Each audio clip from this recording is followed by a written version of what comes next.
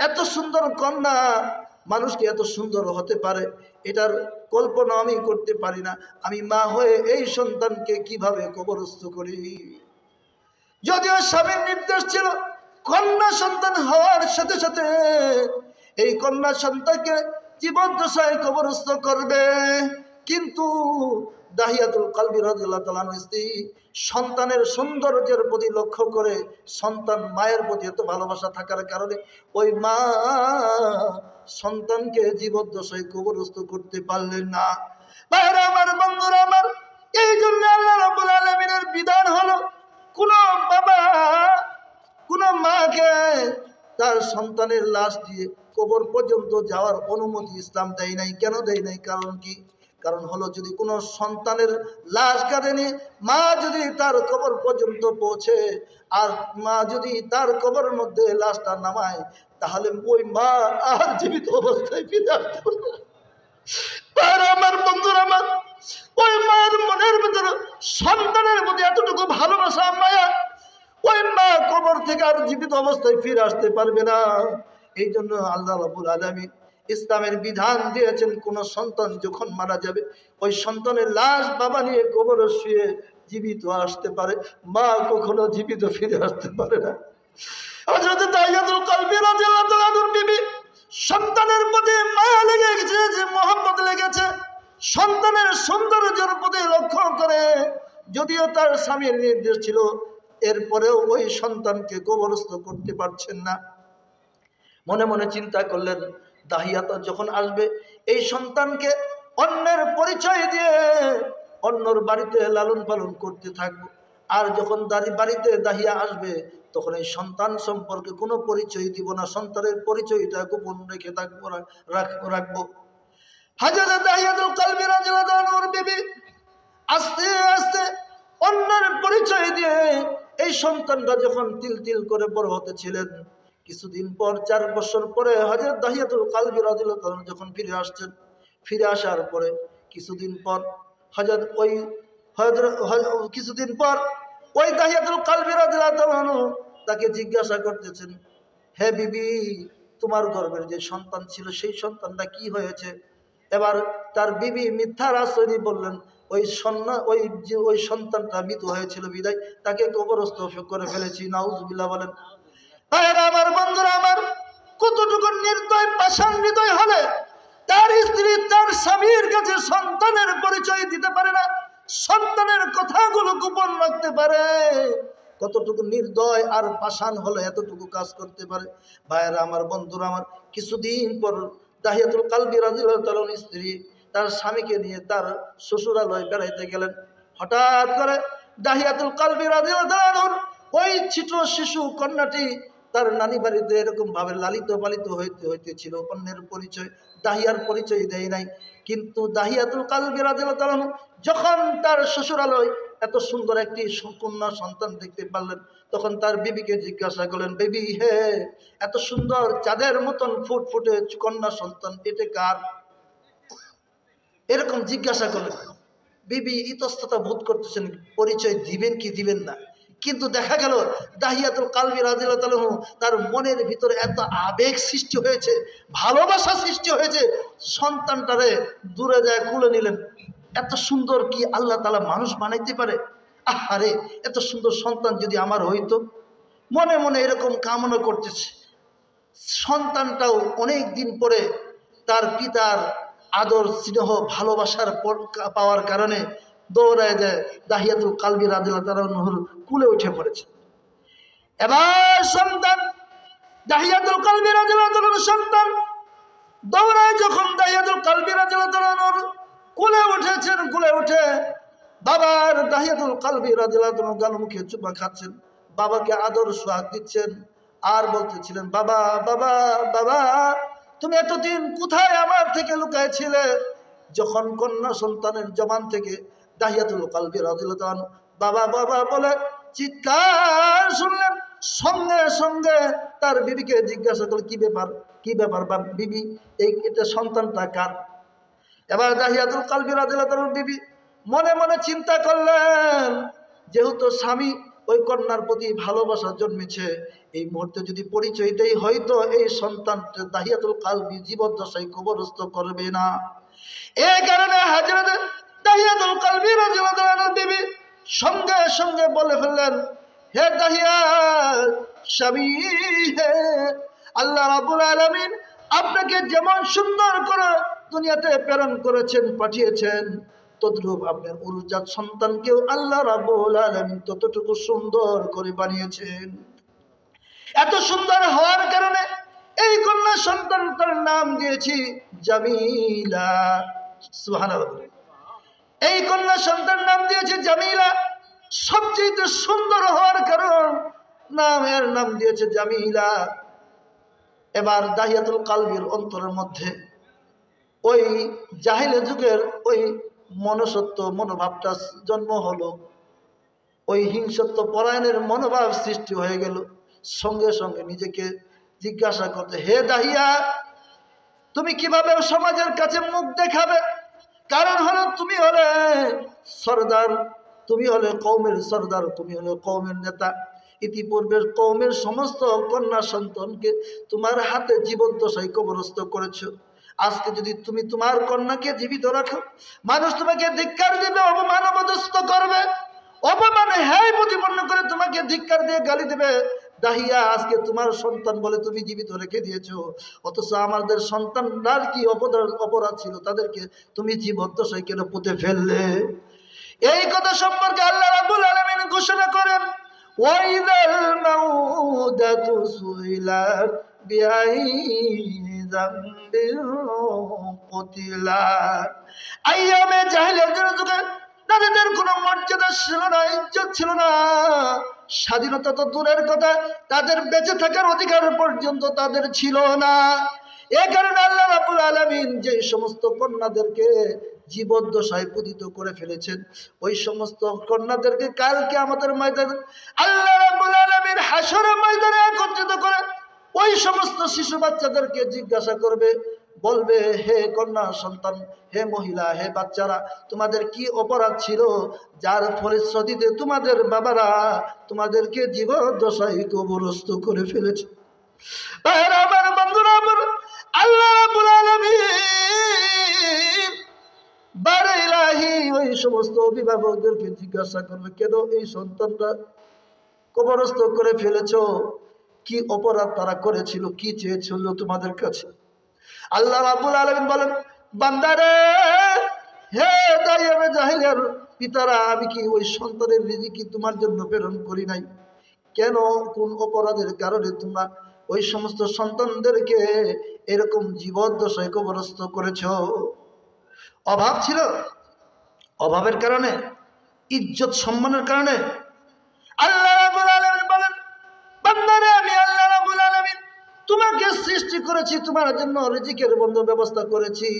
তোমার উরুজাত যে সমস্ত সন্তান আদি হবে, তাদেরও রিজিকের বন্ধ ব্যবস্থা আমি আল্লাহ করে দিয়েছি।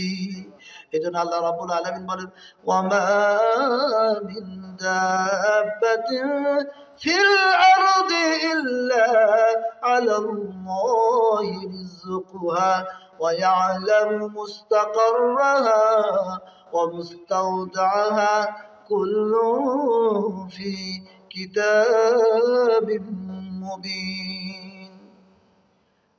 রব্বে কারীম ঘোষণা করেন, পৃথিবীর জমিনে যত বিচরণশীল প্রাণী রয়েছে, চাই সে অস্থায়ীভাবে থাকুক, চাই সে স্থায়ীভাবে বসবাস করুক, চাই সে জলে বসবাস করুক অথবা স্থলে বসবাস করুক, যেখানেই বসবাস করুক না কেন, আমি আল্লাহ রাব্বুল আলামিন প্রত্যেকটা বিচরণশীল প্রাণীর জন্য রিজিকের বন্ধ ব্যবস্থা আমি আল্লাহ করে ফেলেছি। সুবহানাল্লাহ। আমার বন্ধুরা, আমার হযরত দাহিয়াতুল কালবি রাদিয়াল্লাহু আনহু মনে মনে চিন্তা করতেছিলেন, হায় রে আফসোস, আমার কওমের সম্প্রদায়ের লোকেরা আমাকে তিরস্কার করবে, ধিক্কার দিবে। এই কন্যা সন্তান বড় হওয়ার পরে এই কন্যা সন্তানটা আরেকজনের ঘরণী হবে, আরেকটা পুরুষ এই সন্তানকে নিয়ে ঘরণী বানাবে। ছি ছি, এত বড় লজ্জাস্কর বিষয়, এত বড় অপমানজনক বিষয় আমি দাহিয়া কিভাবে সহ্য করব? এই জন্য হযরত দাহিয়াতুল কালবি রাদিয়াল্লাহু আনহু তার স্ত্রীর কাছ থেকে সন্তানটাকে ফাঁকি দিয়ে বললেন, আমি সন্তানটা নিয়ে আমার বন্ধুর বাড়িতে দাওয়াত খেতে যাব, জামিলাকে সুন্দর করে সাজিয়ে দাও। হযরত তাহিয়াতুল কলবি রাদিয়াল্লাহু আনহু বিবি অত্যন্ত আনন্দিত হলেন। মনে ভাবতেছিলেন, মেয়েটা অনেকদিন হলো বাবার সাথে কোথাও যাইতে পারে নাই, আজকে তার বাবা বুঝি তার বন্ধুর বাড়িতে আমার জামিলাকে বেড়াইতে নিয়ে যাবে। এবার দাহিয়াতুল কলবি রাদিয়াল্লাহু আনহুর স্ত্রী জনমের মতন শেষ বিদায়ের মতন জামিলাকে আদর সুহাগ দিয়ে সবচেয়ে সুন্দর পোশাক পরিধান করে তার বাবার সাথে দিয়ে দিলেন।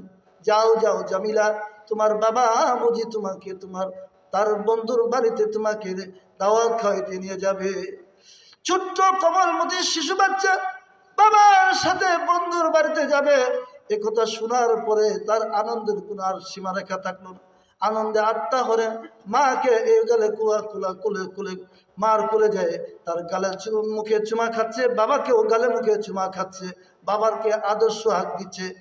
এবার হযরত তাহিয়াতুল কলবি রাদিয়াল্লাহু আনহু ওই ছোট শিশু বাচ্চাকে নিয়ে পাহাড়ের পাদদেশে যখন চলে গেলেন, পাহাড়ের পাদদেশে যাওয়ার পরে দেখেন এখানে কোনো লোকজন নাই, লুকারান্য লোকজন নাই, এখানে নিরাপদ একটি স্থান। এখানে যদি তার সন্তানকে জীবদ্দশায় পুঁতে ফেলে তাহলে কেউ বাধাগ্রস্ত করতে পারবে না। যার ফলশ্রুতিতে পাহাড়ের পাদদেশে মরুভূমির প্রান্তরে নিজে যখন ওই মেয়েকে গর্ত খনন করার জন্য পুঁতে ফেলার জন্য গর্ত খনন করতেছিলেন, দাহিয়াতুল কলবি রাদিয়াল্লাহু আনহুর চেহারা ছিলেন সুন্দর, রোদের তাপের কারণে তার চেহারার মধ্যে ঘামত্ব সৃষ্টি হয়ে গেছে। ছোট ছোট নদী পাথরের কোনাগুলো তার দাড়ি মুবারকের মধ্যে আটকে পড়েছে। মেয়ে দূর থেকে দেখতেছে, আহারে বাবা কত কষ্ট করছে। দৌড়ায় এসে বাবাকে জিজ্ঞেস করে, বাবা এত কষ্ট তুমি কেন করছো? তোমার দাড়ির মধ্যে এরকম ময়লা আবর্জনা আটকে গেছে। ওই ছোট্ট কোমলমতি শিশু বাচ্চা, নাবালক বাচ্চা, তার জামার আঁচল দিয়ে তার বাবার চেহারাগুলো এরকম মুছতেছিলেন আর বলতেছিলেন, বাবা এত সুন্দর গর্ত কেন খুঁড়তেছ, কি করবে? হযরত তাহিয়াতুল কলবি রাদিয়াল্লাহু আনহু কোনো কথা জবাব দিচ্ছে না, একাধারে তিনি গর্ত খনন করে চলেছে। কিছুক্ষণ পর যখন গর্ত খনন করা শেষ হয়ে গেল, এবার ওই শিশু বাচ্চা জামিলাকে ডাক দিয়ে বলে, জামিলা কোথায় রে জামিলা, দেখে যা গর্তের মধ্যে না জানি কি যেন দেখা যায়। ছোট্ট মধ্যে কমিল বাচ্চা, শিশু বাচ্চা বাবার ডাকে সারা দিয়ে গর্তের কাছে যখন চলে আসছেন, গর্তের মধ্যে তাকালেন, কিছু দেখা যায় না। বাবাকে জিজ্ঞাসা করেন, বাবা কই গর্তের মধ্যে তো কিছু দেখা যাচ্ছে না, কই গর্তের মধ্যে কিছু দেখা যাচ্ছে না। দাইয়া কত প্রসন্ন হৃদয়ের মানুষ, সঙ্গে সঙ্গে ওই শিশু বাচ্চাটাকে গর্তের মধ্যে মুহূর্তের মধ্যে ধাক্কা মেরে ফেলে দিলেন।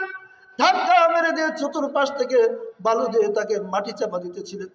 মেয়ে যখন বুঝতে পারলেন আমাকে বুঝি আমার বাবা আর বাঁচাবে না, মেয়েটা বাবাকে ডাক দিয়ে বলছেন, বাবা আমি জীবনে আর কোনোদিন তোমাকে বাবা বলে পরিচয় দিব না, দেশে দেশে ভিক্ষা করে খাবো, আর কোনোদিন তোমার কাছে কোনো আবদার করব না, মেহেরবানি করে আমার জীবনকে ভিক্ষা দেও, আমাকে ছেড়ে দাও। কিন্তু যখন দাহিয়া দেখতেছে মেয়েটা এখনো জীবদ্দশায় রয়েছে, সঙ্গে সঙ্গে পাশে থেকে একটি পাথর নিয়ে তার মাথার মধ্যে আঘাত করলেন। আঘাত করতে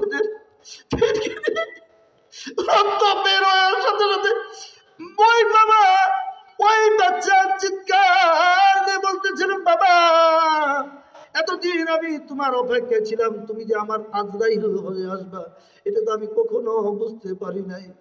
বাবা তুমি আমাকে জীবনের মতো ছেড়ে দাও, তুমি যে আমার আজরাইল হয়ে আসবে, বাবা আমি যদি আগে জানতে পারতাম তুমি আমাকে আজরাইল হয়ে আসবে, তাহলে আমি তোমাকে বাবা বলে পরিচয় দিতাম না, সন্তান বলে পরিচয় দিতাম না, আজকে তুমি আজরাইল হয়ে আসবে। এই কথাগুলো প্রতিধ্বনি হযরত দাহিয়াতুল কলবি রাদিয়াল্লাহু আনহু সদা সর্বাই প্রতিধ্বনি হতেছিল। দাহিয়াতুল কলবি রাদিয়াল্লাহু আনহু যখন তাকে জীবদ্দশায় পতিত করে আসেন, বাড়িতে খান্নায় খায় খাদ্যে বলবেন, ওই মেয়ের কোমল কোমল কণ্ঠের ওই আওয়াজটুকু বারবার তার কানে ভেসে আসছে, দাহিয়া তুমি যে আমার আজরাইল হয়ে আসবে এটা তো আগে জানি নাই। এই কথাটার আওয়াজ দাহিয়াতুল কালবি রাদিয়াল্লাহু তাআলা কানে ভেসে আসার কারণে দাহিয়া শুইতে পারে না, বসতে পারে না, খাইতে পারে না, শোয়ার শান্তি নাই, বসার শান্তি নাই, কোথাও যাবে কোথাও শান্তি পাচ্ছে না। সর্বদাই ওই জামিলার এই কণ্ঠের আওয়াজ তার কর্ণে কহরের মধ্যে পৌঁছার কারণে তার কষ্ট হচ্ছিল।